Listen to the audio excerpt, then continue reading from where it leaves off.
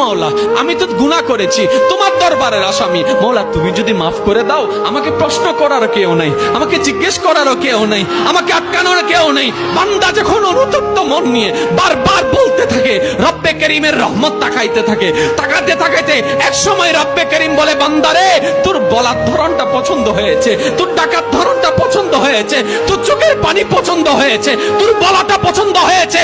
এবার মওলা বলে, আমি তোর সারা জীবনের কত গুনাহ করছিস? বান্দা বলে, মওলা 40,000 পার হয়ে গিয়েছে। কেউ বলে যে মওলা পাহাড় পরিমাণ হয়েছে, কেউ বলে যে মওলা আসমান পরিমাণ হয়েছে। এবার মওলা বলে যে আমি মাফ করে দিলাম, আমি মাফ করে দিলাম, আমি মাফ করে দিলাম, আমি মাফ করে দিলাম, আমি মাফ করে দিলাম, আমার বান্দাকে আমি মাফ করে দিলাম। ফেরেশতা বলে, মওলা এত বড় গুনাহগার, এত বড় আসামি, হাজার গুনাহগার, হাজারটা গুনাহ তওবা করেছে একবার, মাফ চেয়েছে একবার, তুমি মাফ করে দিলা, তুমি মাফ করে দিলা। রব্বে করিম বলে, মাফ করবো না তো কি করব?